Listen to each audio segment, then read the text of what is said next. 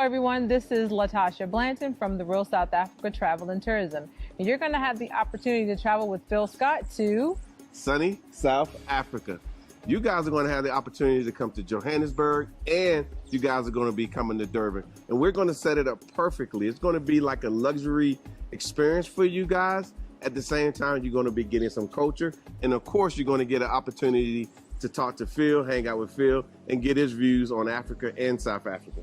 You're also going to get an opportunity to explore the lifestyles here that are available in South Africa. And we're going to do all that for you in an amazing 10 days. We do hope that you go to the website and book, because we do look forward to seeing you here. Absolutely. Our website is therealsouthafrica.com.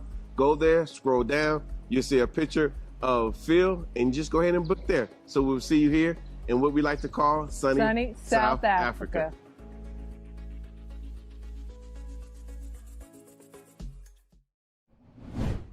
Of course, on this channel, we talk a lot about American descendants of slaves trying to hold on to their properties or land, right? Especially places like South Carolina, where there is some Gullah Geechee land left.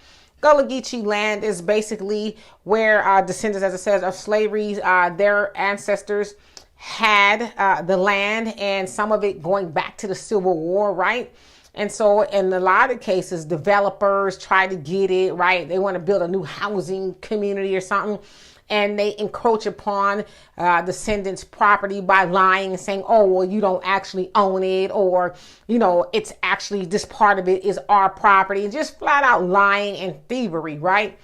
And a lot of that is due to rezoning. You know, when politicians get in there, they try to rezone it to do certain things, and then of course some of that will catch up the Gullah Geechee land or the descendants' land in that whole little political melee. And then they say, well, that land is not actually yours, right? Okay, and then some of that is on us, where we do sell our ancestors' land. Maybe we just don't want it anymore, or a developer come and they'll offer us an offer, something we can't refuse. Now, this is what is described as a historical Black community. Scholars define a historical Black community or town as a settlement founded by formerly enslaved people, usually between the late 19th and early 20th century. The enclaves often had their own churches, schools, stores, and economic system. Of course, we know that is true for something like Black Wall Street there in Tulsa, Oklahoma, where it was a fully functional, thriving community. Of course, we know that white supremacists got jealous and found a way via the lies of a white woman to go in there and destroy all that they had. But it wasn't just Black Wall Street. It was Slocum, Texas. It was Rosewood in Florida, and a copious amount of other places we can think of where Black people were self-sufficient, right? White people didn't like it and they tore it up. Now, in modern day, we don't necessarily see white people going into the neighborhoods like they used to with their white hoods and stuff and just flat out burning it down and murdering the residents. We see them doing it with the pen. They go in there and they pencil whip, right? Oh, we need to buy this land, and they slide a little favors to the politicians, and the politicians, they might turn the blind eye with the stealing of descendants of slavery's property and things like that. And so specifically in Dafuski, South Carolina, there, a woman by the name of Sally Ann, she says that's going on with her family's property that's been in her family for 6 generations.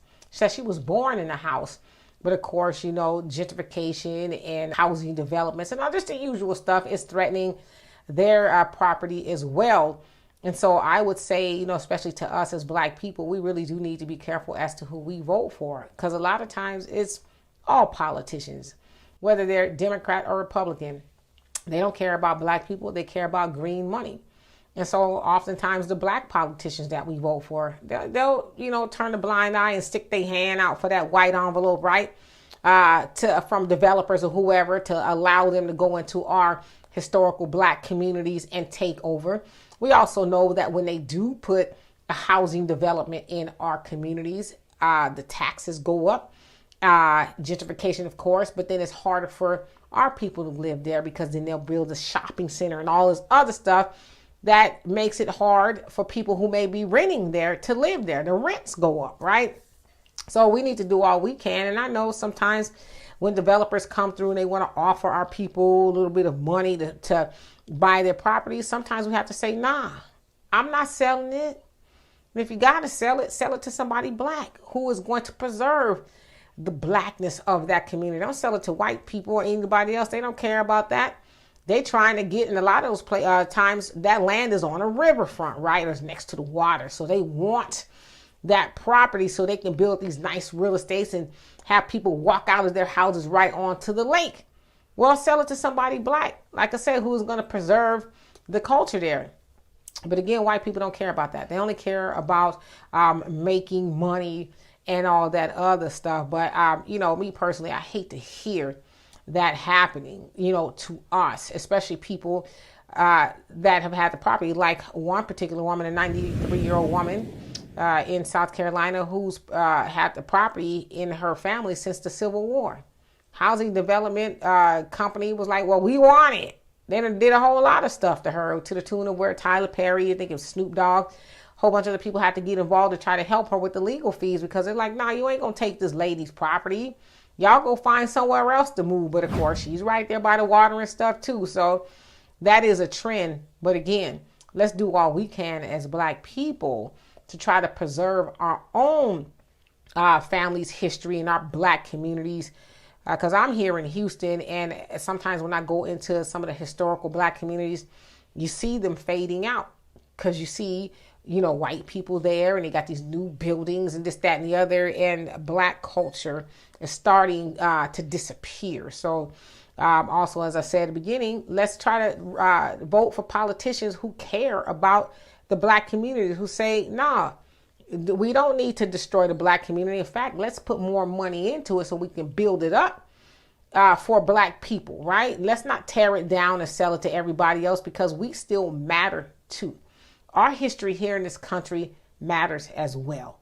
So anyway, y'all tell me what you think of that. And for more insightful commentary, please subscribe to this channel and my channel, The Demetra Kaye Show, here on YouTube.